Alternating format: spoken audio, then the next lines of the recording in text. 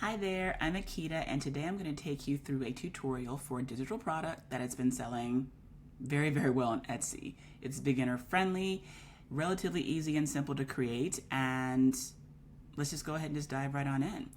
So, keyword, Samsung frame TV art. So TV art is probably one of those little known, but you kind of wish that you knew sooner type of digital products that are on Etsy, because they sell very, very well. Like, notice here how I put in the actual keyword, and without even having to do the filters for the bestsellers, I have all these popular now: bestseller, bestseller, bestseller. These suckers are they're not even bundles, though there are bundles on this first page. There are. But as you can see, a lot of these bestsellers are just single images, single JPEGs that are in 3,840 by 2,160. I don't know if that's how you actually say it, but they're in the shape of a television. So TV art is just simply like screensavers for TVs. And it's in all different types of art, but some art styles are more popular, as you're probably going to notice if you decide to go ahead and dive into this. But it's very quick, very simple, very straightforward. They don't have to be in a whole bunch of different sizes like regular wall art. And as you can see, there's lots of opportunity.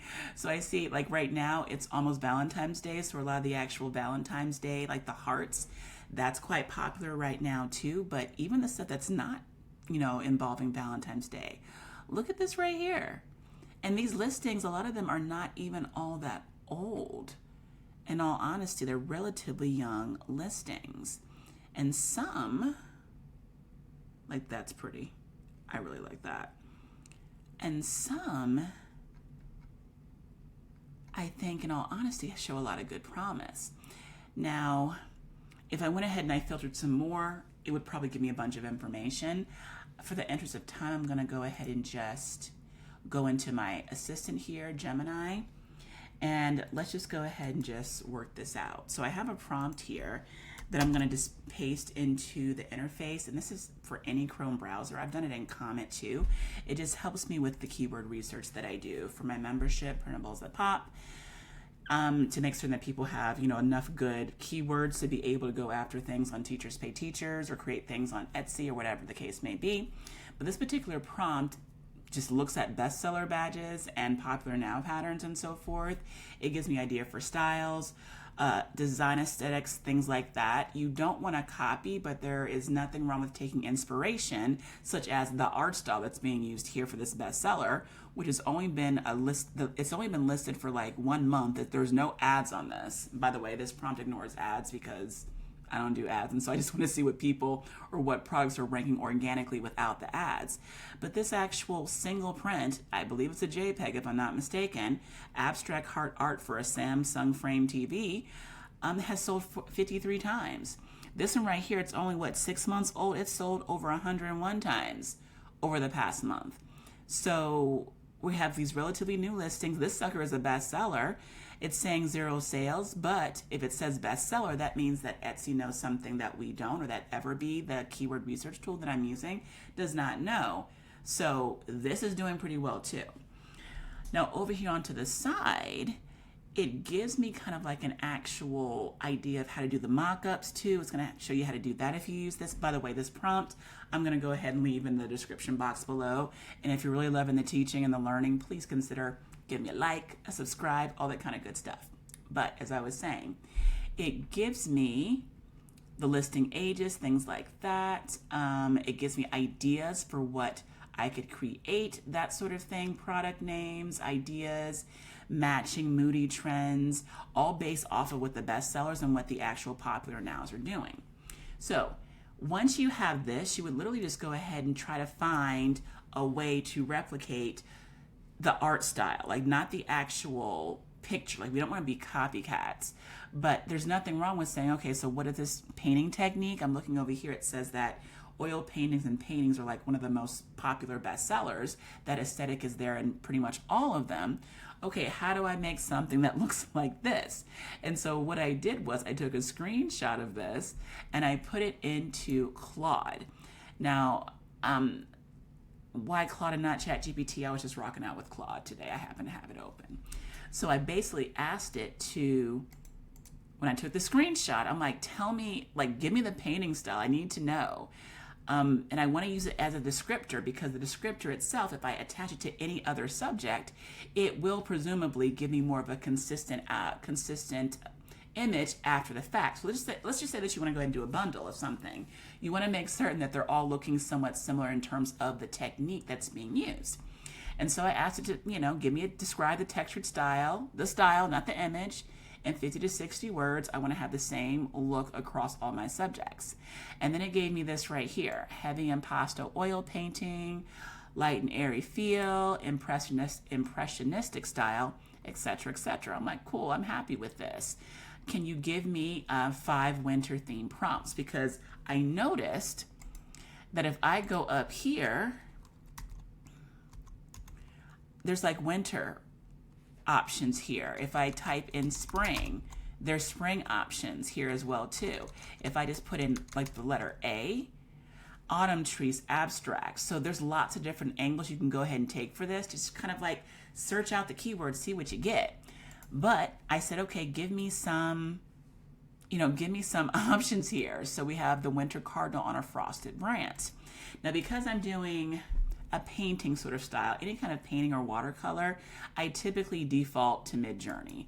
Let me show you what I've done. So this is kind of jumping ahead, but I was doing some mock-ups that could, presumably be used.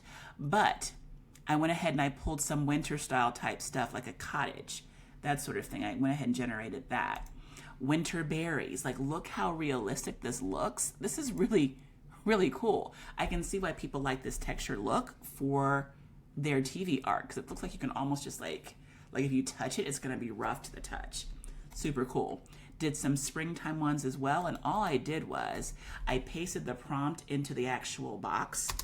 I call it the prompt box. Is that the technical term for it? I have no idea. I'm just rolling with it. Hyphen, AR for aspect ratio. Then I put 16, a colon, and the number 9 for 16 by 9. That is the shape of the TVs, also right here, 3840 by 2160. And if I put that aspect ratio in there, it is going to give me something that's going to be the exact same shape that I need and that I want and that I desire. So create here, it's doing what it needs to do. If you are someone who's like, I don't have Midjourney, I don't want to pay for Midjourney or whatever, you can also use an alternative called meta.ai.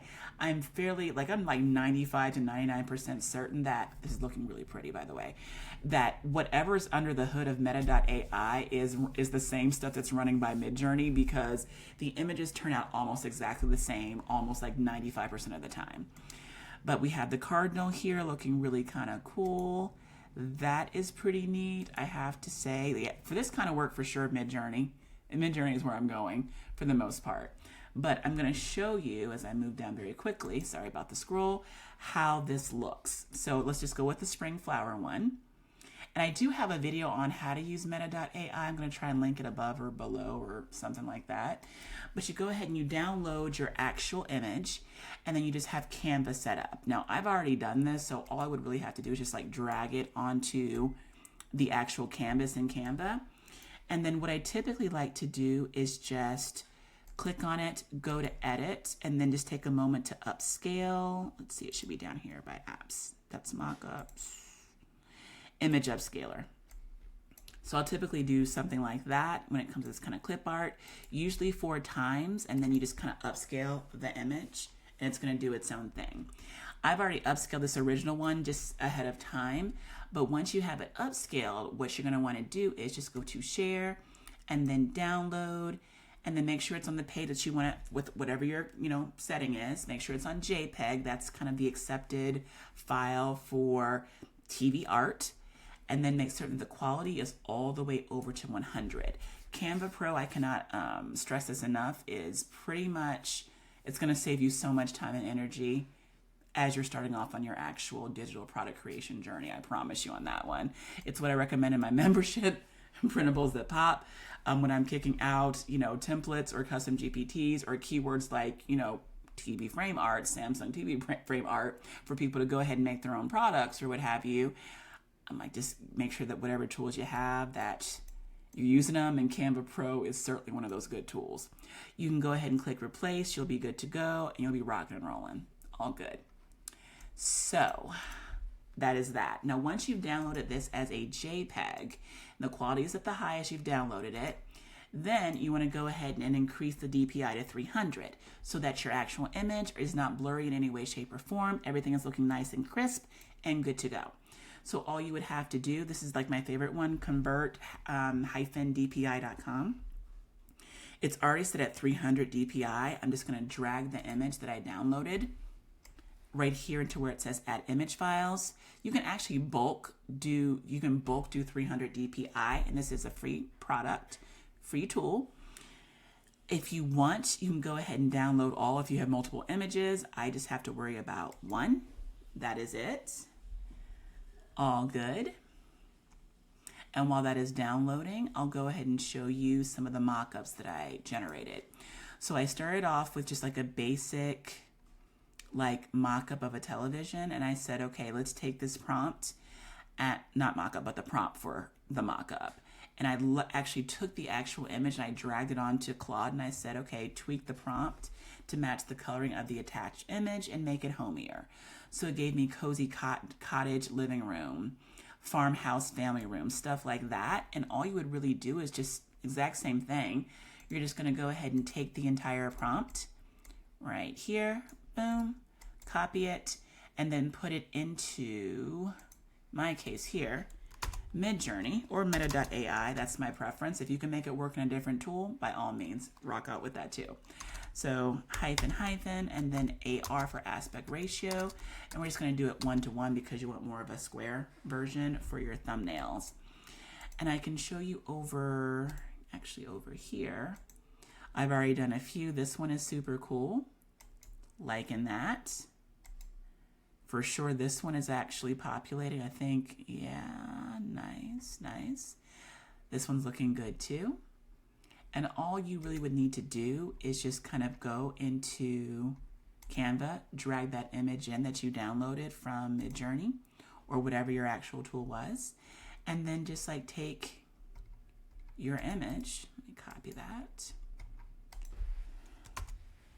and just adjust it so that it fits the space where it's supposed to fit. I think I put a frame there just for posterity. That's why it kind of disappeared. But even this one right here, nice and cute. It's pretty. It's pretty. Look, it's looking good. It's looking high end. It's looking like, hey, buy my stuff. It looks so professional and beautiful. It looks so fantastic. So that is basically it. You would just go ahead and download your mockups, load them into Etsy, have your one image, have that set, do your listing and so forth, and kind of go from there. But that is TV frame art, my friends, and like there's just so many. Boho, Beatrix. I would not do Beatrix Potter. No, I'm like 99% sure she's copyrighted. But Black Forest, go for it.